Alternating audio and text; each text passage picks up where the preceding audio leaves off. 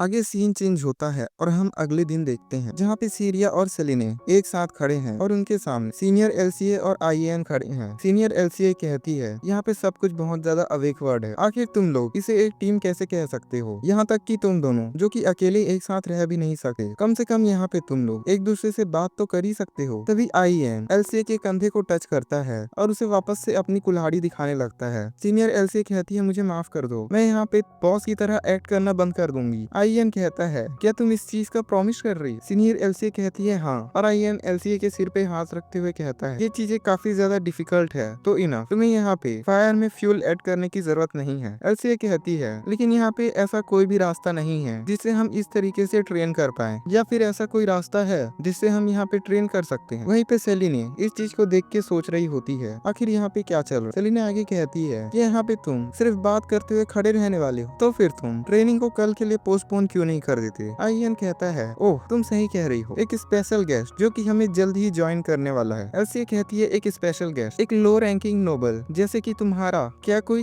Academy के अंदर कोई कनेक्शन हो सकता है? और तभी उन चारों के पीछे एक धमाका होता है। एलसीए कह रही होती, आखिर यहाँ पे क्या चल रहा है? और उस धमाके के अंदर से आवाज आ रही होती है, क्या यहाँ पे तुम लोग हो? और हम वहाँ पे प्रोफेसर को देखते हैं जो कह रहा होता है कि यहाँ पे तुम लोग बीस्ट हंटर्स बनना चाहते हो। और हमें प्रोफेसर डेरेक के बारे में बताया जाता है कि ये एक लेजेंडरी बीस्ट हंटर है। सभी स्टूडेंट सर झुकाते हुए कह रहे होते हैं, यस प्रोफेसर, आप प्लीज हम लोग का ध्यान रखिएगा। वहीं एलसीए कह रही होती है, बीस्ट हंटर, मैं इस चीज में बिल्कुल भी इंटरेस्टेड नहीं हूँ। और तभी कोरिन वापस से एलसीए को कुल्हाड़ी दिखाता है, जिसके बाद एलसीए कहने लगती है, लेकिन मैं इस चीज को जरूर ज्वाइन करूंगा। प्रोफेसर डेरेक आधे कहता है, ठीक है तो चलो हम स्टार्ट करते हैं। यहाँ पे सबसे पहले हम तुम लोगों की लेवल्स को चेक करेंगे। तुम लोग मुझे एक मॉन्स्टर की तरह सोचो और तुम्हें मुझे 2 घंटे के अंदर खोजना पड़ेगा और तुम्हें मेरे ऊपर एक काफी ज्यादा अच्छा हिट करना पड़ेगा। वहीं एलसीए चिल्लाते हुए कह रही होती है, ये तो मेरे लिए एक केक का पीस की तरह है, तुम सिर्फ वेट करो, तुम बड़े ओल्ड कहीं के। और कुछ समय बाद वो लोग प्रोफेसर डेरेक को खोज रहे होते हैं। कोरिन कह रहा होता है, तो फिर क्या हम लोग को अब आगे की ओर चलना चाहिए? और वो लोग आगे की ओर चलने लगते हैं। सीरिया कह रही होती है, जैसा कि मैंने प्रोफेसर से एक्सपेक्ट किया था, मैं उन्हें सेंस नहीं कर पा रही हूँ। आईएन कह रहा होता है, क्योंकि ये एक टेस्ट है तो वो हम लोग के ऊपर कम से कम थोड़ा आसान जाने वाले हों। अभी वो यहाँ से डिसअपियर हो गए हैं और वो ऐसा प्रिटेंड कर रहे हैं कि वो इस तरीके के मैजिकल बीस्ट हैं जो किसी भी तरीके के ट्रेसेस नहीं छोड़ते हैं। सेलिने कहती है, लेकिन अगर तुम यहाँ पे ध्यान से देखोगे तो तुम्हें कुछ ट्रेसेस मिल जाएंगे। आईएन कहता है, जैसा कि मैंने एक ऐसे पर्सन से एक्सपेक्ट किया था जो कि हंटर्स की फैमिली से आता हो। सेलिने कहती है, बिल्कुल, वो पैम्पर्स हाई रैंकिंग नोबल्स इस चीज को अंडरस्टैंड नहीं कर सकते हैं। एलसे कहती है, आखिर ये तुम क्या कह रहे हो? यहाँ तक कि ये सारी चीजें यहाँ तक मुझे भी समझ आ जाती है। सीरिया कह रही होती है, यहाँ पे मुझे भी थोड़ा हंटिंग एक्सपीरियंस है। सेलिना कहती है, ओ माय, क्या तुम्हें ये चीज सुन के अनोइंग लगा? आखिर इस चीज में क्या गलत है? सीरिया कहती है, मैं सिर्फ यहाँ पे ये कह रही हूँ कि ये चीज अज्यूम करना काफी ज्यादा अनफेयर है कि हाई रैंकिंग नोबल्स अच्छी जगहों से आते हैं, इस कारण से वो लोग इन सभी चीजों को समझ नहीं पाएंगे। आईएन कहता है, इनफ, मैंने यहाँ पे कुछ ट्रेसेस खोज लिए हैं, तो हम लोग उस ओर जाते हैं। और आईएन वहाँ पे पैरों के निशान दिखा रहा होता है। सेलिना कह रही होती है, जैसा कि मैंने मेरे आईएन से एक्सपेक्ट किया था, क्या ये सब कुछ इस कारण से है क्योंकि हम दोनों साथ मिलकर हंटिंग करते थे? आईएन कहता है, सेलिने, मुझे लगता है कि ये समय हमारा फोकस करने का है। सेलिना कहती है, क्या तुम्हें ये सब कुछ रिमेम्बर है जब तुमने मुझसे पहली बार कहा था कि तुम मेरे साथ वहाँ पर जाओगे? सीरिया कह रही होती है, हम लोग यहाँ पे बिल्कुल भी फूल की तरह एक्ट नहीं कर सकते हैं, तो प्लीज सब लोग फोकस करो। सेलिना कहती है, आखिर ये तुम क्या कह रहे हो? क्या तुम यहाँ पे जेलस हो क्योंकि यहाँ पे तुम हमारी कन्वर्सेशन के बीच में नहीं आ पा रही हो? सीरिया गुस्सा करते हुए कहती है, क्या तुम इस चीज के लिए श्योर हो कि यहाँ पे मैं वो पर्सन हूँ जो जेलस है? तो फिर आखिर यहाँ पे मैं सीरिया और आईएएन के साथ क्या कर रही हूँ? सेलिना कहती है, उसने तुम्हें यहाँ पे हमारी टीम को सिर्फ इसी कारण से ज्वाइन करने दिया क्योंकि हमें यहाँ पे लोगों की कमी हो रही, लेकिन यहाँ पे तुम बहुत ज्यादा हॉस्टिल कर रही हो। सीरिया कहती है, ताकि हम लोग नंबर्स को फुलफिल कर पाए। अगर तुम ऐसा सोचती हो तो तुम यहीं पे रुक जाओ। तभी प्रोफेसर की आवाज आती है, ऐसा लगता है कि यहाँ पे बहुत ज्यादा बेकार इंट्रोवर्ट्स लोग हैं, तुम लोग यहाँ पे हमेशा हाई और माइटी एक्ट कर रहे हो। क्या तुम लोग यहाँ पे एक दूसरे से वो कह रहे हो जो तुम लोग असली में कहना चाहते हो? और हम देखते हैं प्रोफेसर जो कि एक पेड़ के ऊपर खड़े होते हैं और कह रहे होते हैं, तुम लोग क्या उस मैजिकल बीस्ट को भूल चुके हो? और क्या यहाँ पे तुम लोग अब भागने वाले हो? यहाँ पे आईएन का ध्यान जो कि प्रोफेसर के ऊपर होता है और आईएन चिल्लाते हुए कहता है, सभी लोग यहाँ से भागो। और तभी प्रोफेसर जो कि जमीन पे कूदते हैं और आगे कह रहे होते हैं, यहाँ पे ना सिर्फ तुम लोग अपनी प्रेजेंस को हाइड करने में नाकामयाब रहे, बल्कि तुम लोग एक दूसरे से ही फाइट कर रहे हो। अगर तुम लोग इसी तरीके से आगे सोचते हो तो फिर यहाँ पे मैं तुम लोग को कुछ भी नहीं सिखा सकता हूँ। और प्रोफेसर तक भी सामने की ओर देखता है और कहता है तुम लोगों ने एक सपोर्ट मैजिक बहुत ज्यादा जल्दी कास्ट कर लिया, तुम उससे ज्यादा केपेबल हो जितनी तुम लिखती हो एक मेज के तौर पर। एलसीए कहती है ऑफ कोर्स मैं केपेबल हूँ, मैं यहाँ पे 4th ईयर की बेस्ट मैजिशियन हूँ ओल्ड मैन। प्रोफेसर कहता है लेकिन आखिर तुम यहाँ पे क्या करने वाली हो, तुम्हारे दूसरे टीम मेंबर्स जो कि ऐसा नहीं लगता है कि तुम्हारे जितने सेम लेवल पे हैं। और प्रोफेसर एलसीए के वॉन्ड को ले लिए होते हैं और वो एलसीए को जमीन में गिरा देते हैं। प्रोफेसर आगे कहते हैं जरा तुम उन लोगों की तरफ देखो जो लोग सिर्फ अपने में ही खोए हुए हैं और अपनी मेज को पूरी तरीके से भूल गए हैं। इस टीम में मेज बहुत ज्यादा इंपॉर्टेंट होता है और मेज ही एक ऐसा पर्सन होता है जो कि सबसे ज्यादा अनगार्डेड होता है। आईएन सोचता है डैम इट, अगर हम लोग यहाँ पे वापस से रीग्रुप होते हैं तो हम लोग अपने नंबर्स का ज्यादा फायदा उठा सकते हैं। और तभी वो सीरिया को भागते हुए देखता है जो कि अटैक करने के लिए जा रही है। आईएन चिल्लाते हुए कहता है सीरिया रुक जाओ, वहाँ पे मत जाओ। वहीं सीरिया जो कि प्रोफेसर की ओर भागते हुए जा रही और प्रोफेसर कहता है आखिर तुमने यहाँ पास मेरे ऊपर डायरेक्ट अटैक करना क्यों चुना। और प्रोफेसर सीरिया के अटैक से बड़ी आसानी से बच जाता है। प्रोफेसर आगे कहता है इस तरीके की सिचुएशन में तुम्हें अपने टीम मेंबर्स के साथ मिलकर काम करना चाहिए। और प्रोफेसर सीरिया के सिर के पीछे वार करता है जिससे सीरिया वहीं पे बेहोश हो जाती है। प्रोफेसर आगे कहता है तो फिर आखिर यहाँ पे तुम दोनों क्या करने की सोच रहे हो। भाई आईएन जो कि यहाँ पे दिक्कतों में लग रहा होता है। आईएन सोचता है सीनियर एलसीए जो कि अब आगे काम नहीं कर पाएंगे और शायद तक कि सीरिया भी। आईएन कहता है सेलिनी तुम आगे की ओर जाओ और सीरिया की हेल्प करो, वो यहाँ पे सबसे ज्यादा स्ट्रॉन्ग है, तो अगर हम यहाँ पे फाइट करना चाहते हैं तो हमें उसकी जरूरत होगी। सेलिनी कहती है नहीं, उसके बिना भी हम यहाँ पे अच्छी तरीके से फाइट कर सकते हैं। आईएन चिल्लाते हुए कहता है सीरियस यहाँ तक तुम्हारी सिचुएशन के साथ। तभी सेलिनी कहती है मुझे वो बिल्कुल भी पसंद नहीं है, मैं उससे नफरत कर और मुझे उसके बारे में कोई भी फर्क नहीं पड़ता है। मैं इस चीज के लिए बिल्कुल श्योर हूँ, मैंने ये चीज तुम्हें पहले ही बता रखा है। और प्रोफेसर जो कि आईएन के बहुत ज्यादा करीब आ गया होता है और कहता है मॉन्स्टर कभी भी यहाँ पे वेट नहीं करता, तुम लोग तो एक बहुत ज्यादा मैस हो। और हम देखते हैं वहाँ पे उसने सेलिनी और आईएन दोनों को टेक डाउन कर दिया है। प्रोफेसर कहता है न ही तुम्हारे पास टीम वर्क है और न ही कुछ ऐसी पावर। सेलिनी हंसकर आखिर तुम इस टीम में क्यों। वहीं आईएन सोच रहा होता है मैंने ये सोचा था कि वो साथ मिलके काम कर लेंगे क्योंकि यहाँ पे प्रैक्टिकल ट्रेनिंग काफी ज्यादा डेंजरस है, लेकिन यहाँ पे वो लोग हमेशा एक दूसरे से फाइट करते रहते हैं। मुझे इस चीज के लिए कुछ न कुछ करने की जरूरत है। और आगे रात हो जाती है और हम सेलिने के डॉर्म में देखते हैं सेलिने की कमरे के अंदर वो अपना फेस वॉश कर रही होती है और कह रही होती है आईएन। और वो आईएन और अपने बचपन के समय का याद करती है। यहाँ पे आईएन उसे सर पे हाथ रखे हुए कह रहा होता है ये बिल्कुल ठीक है सेलिने, ये तुम्हारी फॉल्ट नहीं है। और जब सेलिने अपने कमरे में आती है तो वो एक लेटर को देखती है। सेलिने उसे पढ़ते हुए कहती है ये तो आईएन की राइटिंग है और उस लेटर में लिखा हुआ होता है कि तुम मुझे फॉरेस्ट के पास 10:30 AM पे मिलो। सेलिने कहती है मैं इस चीज के लिए थोड़ा चिंता कर रही हूँ, क्या वहाँ पे वो मुझे डांटने वाला है, क्योंकि वहाँ पे जो कुछ भी हुआ था वो सब कुछ मेरी फॉल्ट। और कुछ समय के बाद सेलिने उस जगह पे आ गई होती है जहाँ पे आईएन ने उसे बुलाया होता है। सेलिने आगे कहती है आईएन आखिर यहाँ पे क्या है। आईएन कहता है हे। सेलिने कहती है आखिर तुम इस समय मुझसे क्या चाहते हो, तुमने उस लेटर में लिखा था कि तुम मुझसे कुछ बात करना चाहते हो, क्या मैं सही कह रही हूँ। आईएन कहता है तुम मुझे ये बताओ कि आखिर तुम कितने लंबे समय तक सीरिया से आगे फाइट्स करना चाहती हो। सेलिने कहती है ये तुम क्या कह रहे हो, आखिर मैंने ये सारी चीजें कर। वो रूड बीच हमेशा मुझसे फाइट करना चाहती है। आईएन कहता है यहाँ पे कोई भी देख सकता है कि तुम उसे हमेशा प्रोवोक करती रहती हो। इस चीज से सेलिने को गुस्सा आने लगता है। सेलिने कहती है ठीक है तो मैंने ये सब कुछ जानबूझ के किया क्योंकि वो बहुत ज्यादा बेकार है। आईएन कहता है इनफ, मैंने पहले ही बहुत कुछ सुन लिया है, तो फिर तुम अब मेरी तरफ आओ। ऐसा लगता है कि यहाँ पे इन सभी चीजों को ठीक करने का सिर्फ एक ही रास्ता है।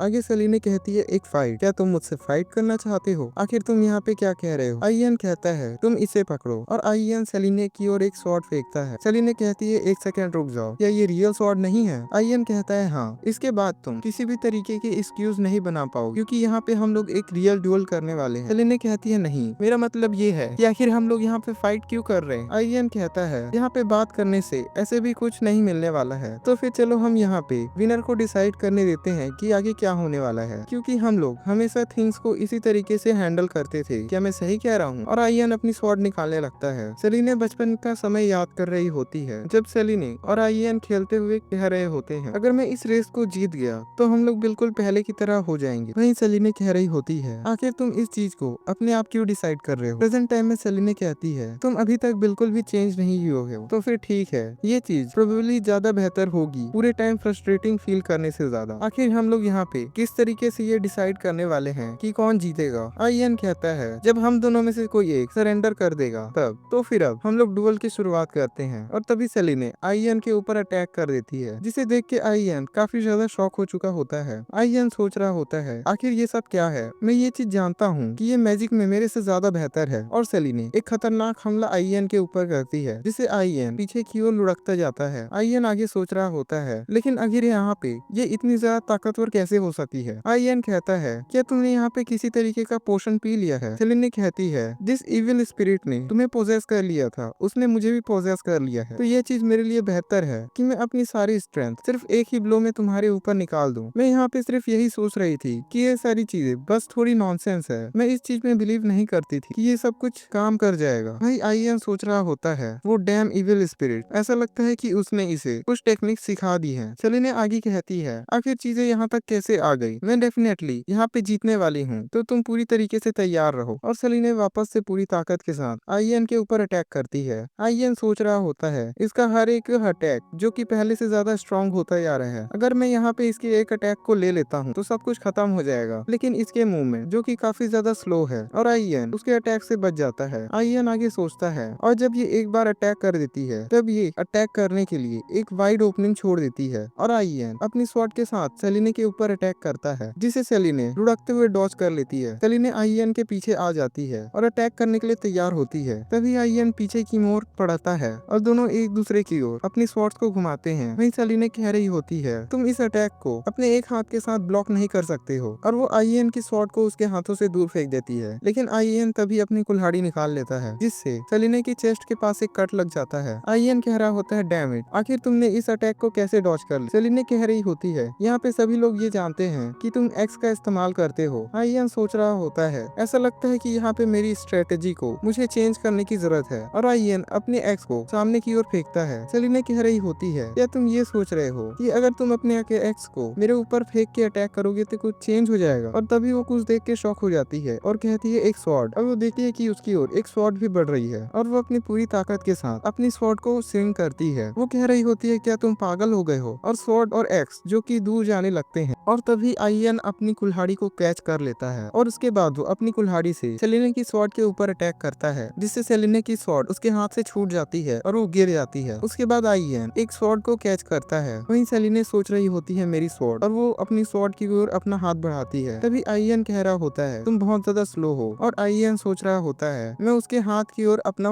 अटैक करने वाला हूँ। इस तरीके से मैं उसे कम से कम इंजर्ड करूंगा और उसके बाद किसी भी तरीके से मुझ पे अटैक नहीं कर पाएगी। लेकिन तभी सेलिने थोड़ा मूव करती है और अपनी स्वॉर्ड को उठा लेती है। आईएन सोच रहा होता है, होल्ड ऑन, अगर ये इसी तरीके से कंटिन्यू होते रहा तो मैं उसके आर्म को हिट नहीं करूंगा। और आईएन की स्वॉर्ड सेलिने की चेस्ट की ओर बढ़ रही होती है। आईएन सोचता है, ये सीधे उसके दिल की ओर जा रहा है। और तभी हम देखते हैं कि स्वॉर्ड में खून लगा हुआ है। वही आईएन ने अपनी स्वॉर्ड सही टाइम पे रोक लिया है और हम देखते हैं कि सेलिने की स्वॉर्ड जो कि आईएन की हाथ में धसी हुई है। सेलिने सोच रही होती है, उसने अपने हाथ को जानबूझकर स्टैब किया ताकि वो अपनी स्वॉर्ड को रोक सके। और सेलिने की आंखों में आंसू आ जाते हैं। अगर वो यहाँ पे ये चीज नहीं करता तो प्रोबेबली यहाँ पे मुझे बहुत ज्यादा खतरा हो सकता था। आईएन सेलिने के सर पे हाथ रखते हुए कहता है, सेलिने, इस बार मैं जीत गया हूँ। वही सेलिने कह रही होती है, आईएन कहता है, मैं तुम्हें चाहता हूँ कि तुम मेरी बात मान। सेलिने कहती है, यहाँ पे इन सभी चीजों से ज्यादा इम्पोर्टेंट ये है कि तुम यहाँ पे थोड़ी ट्रीटमेंट रिसीव करो। आईएन कह रहा होता है, तुम्हें सीरिया से माफी मांगनी होगी और तुम्हें हंटिंग फेस्टिवल के बाद मैं ट्रेड दूंगा और हंटिंग फेस्टिवल में तुम्हें अपना बेस्ट करना होगा। सेलिने कह रही होती है, क्या सचमुच में तुम ये चीज चाहते हो। यहाँ पे ऐसी बहुत सारी चीजें हैं जो यहाँ पे तुम मुझसे चाह सकते थे। और तभी आईएन वहाँ पे बेहोश हो जाता है। सेलिने कह रही होती है, आईएन। इसके बाद सीन चेंज होता है। हम आईएन को देखते हैं जो एक बेड पे लेटा हुआ है और उसकी आंखें खुलती है और वो बिस्तर से उठने लगा है। सामने सेलिने होती है जो कह रही होती है, तुम फाइनली यहाँ पे जाग गए। आईएन कह रहा होता है कि मैं पूरी रात से यहीं पे था। सेलिने कहती है, हाँ, लकीली जो तुम्हें इंजरीज हुई है वो बहुत ज्यादा बुरी नहीं है। आईएन कहता है, तुम सही कह रही हो, ये ज्यादा हर्ट नहीं कर रही हैं। तभी वो लोग पीछे की ओर देखते हैं जहाँ पे सीरिया आई हुई होती है। आईएन कहता है, आखिर तुम यहाँ पे क्या कर रही हो। सीरिया कहती है, सेंटेस ने मुझे कहा कि यहाँ पे तुम सीरियसली इंजर्ड हो। वही सेलिने जो सीरिया को देख के अभी भी अच्छा महसूस नहीं कर रही है। सेलिने अपनी चेयर से खड़ी होती है और सीरिया से कुछ कहने की कोशिश करती है। सीरिया कह रही होती है, हाँ। सेलिने कहती है, मुझे माफ कर दो क्योंकि मैं हमेशा तुमसे फाइट करने के लिए तैयार रहती थी। मैं कभी भी तुम्हारे साथ वापस से उस तरीके का बिहेवियर नहीं करूंगी। आईएन सोच रहा होता है, गुड जॉब सेलिने, लेकिन तुम यहाँ पे कंप्लेन मत करना अगर वो यहाँ पे तुम्हें माफ नहीं करती है। अब ये सारी चीजें उसके ऊपर है कि वो क्या चीज डिसाइड करती है, तुम्हें माफ करना या तुम्हें माफ नहीं करना। सीरिया कहती है, ये पहले ही मुझे बिल्कुल भी फर्क नहीं करती थी। सेलिने कह रही होती है, अगर ऐसा है तो। तभी सीरिया कहती है हाँ, क्योंकि हमेशा चीजें इसी तरीके से मेरे साथ जाती है, और इसके अलावा क्योंकि यहाँ पे मेरी भी फॉल्ट थी, तो मैं आपकी माफी को एक्सेप्ट करती हूँ। चलो हम लोग साथ मिलके काम करते हैं। सेलिने कहती है हाँ चलो हम दोनों साथ मिलके काम करते हैं, और वो लोग हैंडशेक कर रहे होते हैं। आईएन सोच रहा होता है यहाँ पे चीजें मेरी एक्सपेक्टेशन से ज्यादा बेहतर गई हैं। इस चीज के साथ हंटिंग फेस्टिवल के लिए हमारे पास और कोई भी प्रॉब्लम नहीं है। हमारी टीम में जो भी पर्सन है वो बहुत ज्यादा टैलेंटेड है, लेकिन हम लोगों में अभी थोड़े इंटरनल कॉन्फ्लिक्ट्स हैं, लेकिन अब पूरी तरीके से रिजॉल्व हो चुके हैं। और जो चीज यहाँ पे बची हुई है वो है परफेक्ट टीम वर्क के लिए ट्रेनिंग। तभी वहाँ पे आवाज आती है मिस्टर आईएन, और सेंटेंस अंदर आते हुए कह रही होती है ऐसा लगता है कि आप यहाँ पे काफी ज्यादा बेहतर फील कर रहे हैं। और सेंटेंस गुस्सा करते हुए कहती है कि यहाँ पे आप दोनों इस कमरे से बाहर जा सकती हैं, मुझे यहाँ पे मिस्टर आईएन को ट्रीट करना है। आईएन इस चीज को देख के सोच रहा होता है आखिर यहाँ पे ये सब क्या चल रहा है, आखिर यहाँ पे मुझे अचानक से चिल्स क्यों फील हो रहे हैं। सेलिने सेंटेंस को देखती है और उनके पास जाके कहती है ये पर्सन मेरे लिए बहुत ज्यादा इंपॉर्टेंट है, तो प्लीज आप इसका अच्छी तरीके से ख्याल रखिएगा। सेंटेंस कहती है ऑफ कोर्स मैं इस चीज को समझ सकती हूँ, हालांकि अगर ये तुम्हारे लिए इतना ज्यादा इंपॉर्टेंट है तो तुम्हें इस चीज को श्योर करना चाहिए कि ये पर्सन वापस से हर्ट ना हो। सेलिने कहती है मैं इस चीज को समझ गई, और सेलिने उस कमरे से बाहर चली जाती है। सेंटेंस सीरिया से आगे कहती है प्लीज मिस सीरिया आप इस कमरे से बाहर जाइए, क्या यहाँ पे कुछ गलत है। सीरिया कहती है क्या मुझे सचमुच में यहाँ से बाहर जाना होगा, मैं यहाँ पे नहीं रह सकती। सेंटेंस कहती है क्यों, क्या आप इनकी फियांसे हैं। सीरिया संभालते हुए कहती है नहीं मैं इसकी फियांसे नहीं। सेंटेंस कहती है तो फिर क्या आप उनकी लवर हैं। सीरिया शर्माते हुए कहती है नहीं ऐसी कोई भी बात नहीं है। सेंटेंस कहती है अगर ऐसी बात है तो प्लीज आप इस रूम से बाहर जाइए, और सेंटेंस सीरिया को धक्के मार के कमरे से बाहर निकाल देती और दरवाजा को बंद कर देती है। सेंटेंस आगे कहती है मिस्टर आईएन प्लीज अपने हाथ को पकड़ के रखिए और उसे मुझे दिखाइए। आईएन अपने हाथ को ऊपर की ओर उठाते हुए कहता है आपको इस तरीके से उन्हें धक्के मार के कमरे से बाहर नहीं निकालना चाहिए था। सेंटेंस आईएन के हाथ को दबाते हुए कहती है तुम्हें अपने आप को लगातार बार बार इंजर्ड नहीं करना चाहिए था ताकि तुम लड़की को यहाँ पे और ज्यादा इम्प्रेस करो, या तुम ये सारी चीजें इन्हीं चीजों के लिए करते हो। इन सभी चीजों से कोई फर्क नहीं पड़ता, तुम्हें इससे ज्यादा और कोई भी इंजरीज नहीं लेनी चाहिए। वही आईएन कह रहा होता है लेकिन अभी चीजें जिस तरीके से चल रही हैं इस तरीके से ऐसा लग रहा है कि मुझे आप और भी ज्यादा इंजर्ड कर देंगी। सेंटेंस कहती है तुम लगातार इंजर्ड होते रहते हो आजकल, अगर तुम इसके बाद वापस से इंजर्ड हुए तो यहाँ पे तुम परमानेंट डैमेज का शिकार हो सकते हो। आईएन कहता है अगर ऐसी बात है तो मैं अगली बार से केयरफुल रहूं। सेंटेंस कहती है ये मेरी एडवाइस है एक प्रीस्ट इंचार्ज के रूप में, अगर तुम यहाँ पे हंटिंग फेस्टिवल में पार्टिसिपेट करने की प्लानिंग कर रहे हो तो तुम ऐसा मत करो, तुम्हारी बॉडी जो कि लिमिट पे आ चुकी है। आईएन सोचता है अगर आप मुझे ये चीज कहती हैं तभी भी मैं ऐसा नहीं कर सकता हूँ। सेंटेंस आगे कहती है तुम मुझे इस चीज की प्रॉमिस करो ठीक है। आईएन कहता है ठीक है। तभी कमरे में कोई अंदर आते हुए कह रहा होता है आखिर यहाँ पे क्या चल रहा है। ऐसा लगता है कि यहाँ पे सारी चीजें काफी ज्यादा सीरियस हैं, कि यहाँ पे कुछ ऐसा हुआ है जब मैं 1 महीने के लिए यहाँ पे नहीं था, और हमें इस पर्सन के बारे में बताया जाता है यूरेन जो कि 3rd ईयर का एकेडमी स्टूडेंट है और ये सेंटेंस का गार्डियन है। आईएन कहता है यूरेन तुमने मुझसे ये कहा था